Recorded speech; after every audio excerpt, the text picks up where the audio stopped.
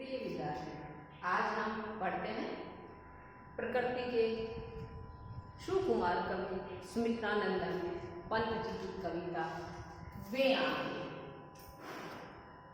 वे आंखें कविता को पढ़ने से पहले हम सुमित्रानंदन पंत जी के विषय में थोड़ा जानते हैं। सुमित्रानंदन पंत जिनका जन्म 20 मई 1900 ईस्वी को अल्मोड़ा उत्तर प्रदेश के कौशानी ग्राम में हुआ और इनकी मृत्यु 28 दिसंबर 1977 को हुई। इनका वास्तविक नाम घुसाई दत्त था। इनकी प्रारंभिक शिक्षा अल्मोड़ा में ही हुई। उसके बाद सन 1918 ईस्वी में ये अपने भाई के साथ काशी आ गए और वहीं से क्वींस कॉलेज से मैट्रिक तक अध्ययन किया। उसके बाद महात्मा गांधी जी के संपर्क में आए। महात्मा गांधी जी के संपर्क में आने के बाद ये स्वाधीनता आंदोलन की तरफ सक्रिय हो गए। अपनी पढ़ाई को बीच में इन्होंने छोड़ दिया।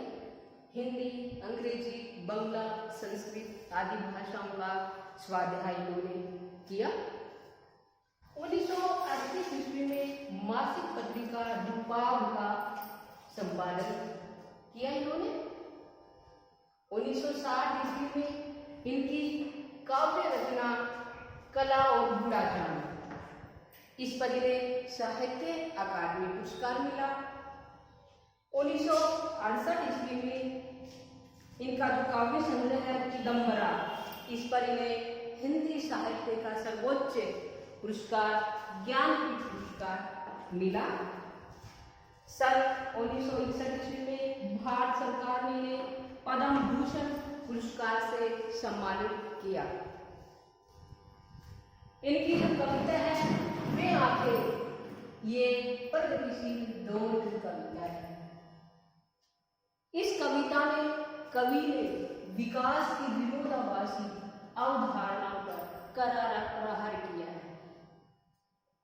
किसान जो युगों युगों से शोषण का शिकार होता रहा है, उसका दुख कवि के मन को आहत करता है। कवि का मन किसान की दुखों को जानकर व्यथित हो जाता है। इस कविता में दुष्चक्र में फंसे किसान के व्यक्तिगत और पारिवारिक दुखों की परतों को खोलने का प्रयास कवि ने यहाँ किया है। देखते हैं कविता में कवि क्या कहता है। अंधकार की गुहा सरीखी उन आंखों से डरता है मन, भरा दूर तक उनमें दारुण दैन्य दुख का नीरव रोदन। वह स्वाधीन किसान रहा अभिमान भरा आंखों में इसका, छोड़ उसे मझधार आज संसार कगार सदर से भय खिसका। लहराते हुए खेत दृगों में हुआ बेदखल वह, अब जिनसे हंसती थी उसके जीवन की हरियाली जिनके तृण तृण से। सबसे पहले हम ये देखेंगे कि कविता के रचयिता कौन है, कहाँ से ली गई है, कवि ने इसमें क्या कहा है, और ये सब आता है प्रसंग के अंतर्गत। प्रसंग कैसे करेंगे कि प्रस्तुत कविता हमारी हिंदी की पाठ्य पुस्तक आरोह भाग से संकलित है, आरोह भाग 2 से संकलित है। इसके रचयिता प्रकृति के सुकुमार कवि सुमित्रानंदन पंत जी हैं। इस कविता में कवि ने किसान की दयनीय दशा का चित्रण किया है, मार्मिक चित्रण किया है। अब व्याख्या करते हैं। कवि क्या कहते हैं कि अंधकार की गुहा सरीखी, सरीखी का अर्थ होता है समान, गुहा का अर्थ है गुफा, अंधकार अंधेरा।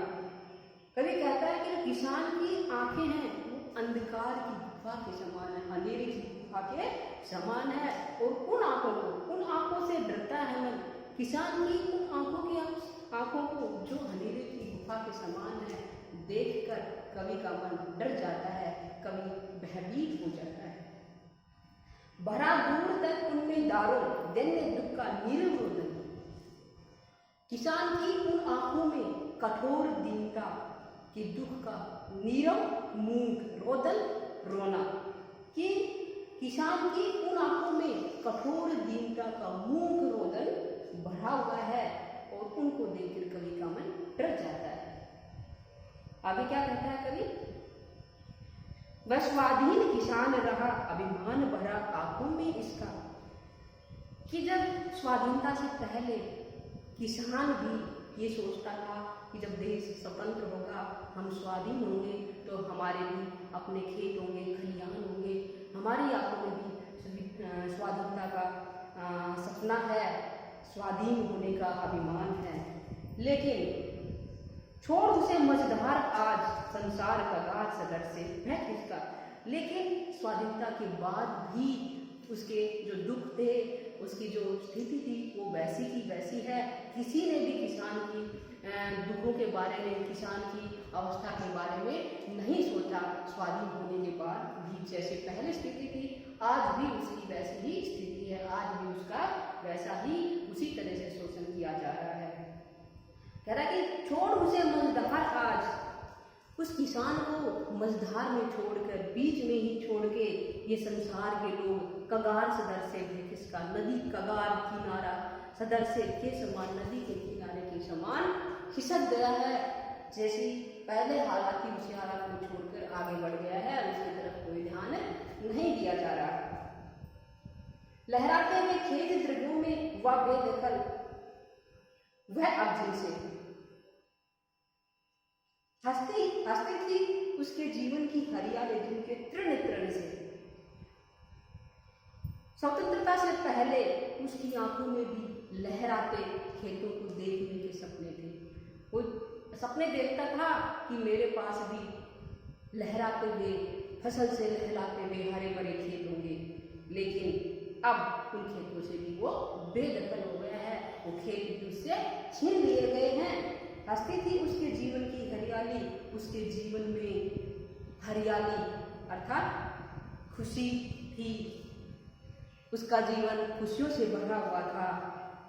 लेकिन आज वह उनसे वंचित है। जिन खेतों के तिनके तृण तृण तिनके को हरा भरा देखकर उसका जीवन खुशी से भर जाता था, आज उसके पास वो खेत ही नहीं है, उसका जीवन दुखों से भर गया है। इस काव्यांश का विशेष देखते हैं कि कैसे करते हैं कि गुहा सरीखी, यहाँ सबसे पहले हम अलंकार देखते हैं कि इस काव्यांश में कौन कौन से अलंकार आए हैं। कि गुहा सरीखी यह उपमा अलंकार है। सी सा सम सरी सरीखी सदर से जहाँ ये वाचक शब्द आ जाए वहाँ उपमा अलंकार होता है। तो यहाँ सरीखी का अर्थ है खेल समान, इसलिए यहाँ उपमा अलंकार है। दैन्य दुख, यहाँ दै वर्ण की आवर्ती होने के कारण अनुप्रास अलंकार है। संसार कगार सदर से भय खिसका, यहाँ सदर से आया है, कगार सदर से किनारे के समान, तो यहाँ भी उपमा अलंकार है। तृण तृण, यहाँ पुनरुक्ति प्रकाश अलंकार का प्रयोग है। एक ही वर्ण की बार बार आवृत्ति वहाँ पुनरुक्ति प्रकाश अलंकार होता है। संस्कृत में खड़ी बोली का सुंदर प्रयोग कवि ने यहाँ किया है। प्रसाद गुण संपन्न है भाषा। अगला काव्यांश देखते हैं। आंखों ही में घूमा करता वह उसकी आंखों का तारा, कारकुनों की लाठी से जो गया जवानी में ही मारा। बिका दिया घर द्वार महाजन ने ब्याज की कोड़ी छोड़ी, भय आंखों में चुपती वह कुर्क हुई बर्धों की जोड़ी। उजरी उसके सिवा किसे कब पास ढूंढने आने देती, आंखों में नाचा करती उजड़ गई जो सुखी खेती। इस काव्यांश में कवि ने किसानों पर महाजन के कारिंदों द्वारा जो अत्याचार किया है उसका वर्णन किया है। महाजन के कारिंदों ने उसके बेटे को मार दिया, उसके घर द्वार को तोड़ दिया, अपना ब्याज को वसूल करने के लिए उसका सब कुछ लूट कर ले गए। इसी का वर्णन इस काव्यांश में कवि ने किया है। कवि कह रहा है कि आंखों में ही घूमा करता वह उसकी आंखों का तारा, किसान का प्रिय पुत्र जो उसे बहुत प्यारा था, उसका चित्र उसकी आंखों में घूमा करता है। किसान की आंखों के सामने हरदम अपने प्रिय बेटे का, अपने प्यारे बेटे का चेहरा अपनी उसकी आंखों के सामने आता रहता है। उसका प्यारा बेटा जिसे सरकार के कारिंदों ने, महाजनों के कारिंदों ने अपने ब्याज को वसूलने के लिए लाठियों से मार दिया। ऐसा दृश्य, ऐसा दारुण दृश्य जब किसान की आंखों के सामने आता है तो उसका कलेजा फट जाता है, दुख से वो व्यथित हो जाता है। जवानी में ही उसके बेटे को मार दिया जाता है, बिका दिया घर द्वार। महाजन ने ब्याज की घोड़ी छोड़ी, अपने ब्याज को वसूल करने के लिए, अपने पैसों को वसूल करने के लिए, अपनी लगान को वसूल करने के लिए महाजन ने किसान के घर द्वार को तोड़ दिया, बेच दिया और अपने ब्याज की पाई को वसूल किया। एक कौड़ी भी उसने ब्याज की नहीं छोड़ी किसान के पास। रह आंखों में चुपती है उर्क हुई बरगों की जोड़ी। यहाँ तक कि किसान के पास जो बैल थे, बरगों बैलों की जोड़ी, ये बर्ग देशज शब्द है। किसान के पास जो बैलों की जोड़ी होती थी उसको भी किसान महाजनों ने नहीं छोड़ा, उसको भी नीलाम कर दिया। उजरी उसके सिवा किसी का पास ढोने आने देती। उजरी किसान की गाय है, उसका नाम उजरी है। वो किसान के सिवा किसी और को अपने पास ढोने के लिए, दूध निकालने के लिए आने नहीं देती। इसीलिए अब एकमात्र वही उसका सहारा है, वही उसके पास शेष रहेगी। वो भी इसलिए कि वो किसी को अपने पास नहीं आने देती, अन्यथा महाजन उसे भी नहीं छोड़ते। आंखों में नाचा करती उजड़ गई जो सूखी खेती। अब किसान की आंखों के सामने जो उसकी खेती थी, जो उसके सुख के जो उसके पल थे, सुख के जो दिन थे, वो समाप्त हो गए हैं, उजड़ गई है। वो उसकी जो चुभन है, उसकी जो व्यथा है, उसकी पीड़ा किसान की आंखों के सामने नाचती है, किसान के मन को व्यथित करती है, दुख से भर देती है। इस काव्यांश का विशेष कैसे करते हैं? भाषा वही संस्कृत में खड़ी बोली का प्रयोग है। आंखों का तारा मुहावरे का प्रयोग किया गया है। रह में पुनरुक्ति प्रकाश अलंकार है और आंखों में चुभती यहाँ भी मुहावरे का प्रयोग है। और बर्गों की जोड़ी, भर्ग यहाँ देशज शब्द है। ग्रामीण परिवेश का चित्रण कवि ने यहाँ किया है। अगला काव्यांश देखते हैं। बिना दवा दर्पण के घरनी सवरग चली, आंखें आती भर, देख रेख के बिना दूध मुही, बिटिया 2 दिन बाद गई मर। घर में विधवा रही पतोहू, लक्ष्मी थी यद्यपि पति घातिन, पकड़ मंगाया कोतवाल ने, डूब कुएं में मरी एक दिन। कवि कह रहे हैं इस काव्यांश में कवि ने जो किसान की पारिवारिक दयनीय स्थिति का वर्णन किया है कि कवि की पत्नी बीमार हो गई बिना दवा दर्पण के, उसका कोई इलाज नहीं हो पाया क्योंकि घर में पैसे नहीं थे, घर की हालात इतनी अच्छी नहीं थी कि उसको इलाज दे सके। इसीलिए बिना दवा के, बिना दवा दारू के किसान की पत्नी मर जाती है। स्वर्ग चली गई, वो मर गई है। आंखें भर आती उसकी पत्नी को याद करके कवि की आंखें भर आती है, कवि की आंखों में आंसू आ जाते हैं। देख रेख के बिना दूध हुई बिटिया 2 दिन बाद मर गई। पत्नी की मृत्यु के बाद देख रेख करने वाला बच्चे की कोई नहीं था। बिना दूध के, बिना देखभाल के 2 दिन बाद छोटी बच्ची भी मर जाती है। घर में विधवा रही पतोहू, बेटा पहले ही मर चुका है, उसकी विधवा बहू घर में केवल बची है, लक्ष्मी थी। यद्यपि वो घर की लक्ष्मी थी, फिर भी वो पति की घातिन थी। हमारे समाज में जिस औरत का पति मर जाता है उसको पति घातिन मान लिया जाता है। हमेशा नारी ही उपेक्षित रही है, ऐसा हमारे समाज में आज भी कहीं कहीं देखने को मिलता है। उसको पति की मृत्यु के बाद में जाने क्या क्या कहा जाता है। पकड़ मंगाया कोतवाल ने, पुत्र वधू जो विधवा थी उसको भी कोतवाल ने अपने हवस का शिकार करने के लिए अपने लोगों को भेजकर अपने पास पकड़ लाने को कहा। डूब कुएं में मरी एक दिन अपनी इज्जत को बचाने के लिए बेचारे क्या करती, उसने कुएं में डूबकर कुएं में छलांग लगा के अपनी जान दे दी। और कर भी क्या सकती थी। अगला काव्यांश है, खैर पैर की जूती जोरू न सही एक दूसरी आती, पर जवान लड़के की सुनकर सांप लौटते फटती छाती। पिछले सुख की स्मृति आंखों में क्षण पर एक चमक है लाती, तुरंत सुनने में गड़बड़ चितवन तीखी नोक सदर से बन जाती। खैर पैर की जूती जोरू, जोरू पत्नी औरत, जूती जो पैर में पहनते हैं। आज भी भारतीय समाज में, पुरुष प्रधान समाज में नारी को पैर की जूती समझा जाता है। तो कह रहा है कि हमारे समाज में नारी को पैर की जूती समझा जाता है। एक सही दूसरी आती, एक मर जाए तो तुरंत दूसरी पत्नी को, दूसरी औरत को घर ले आता है।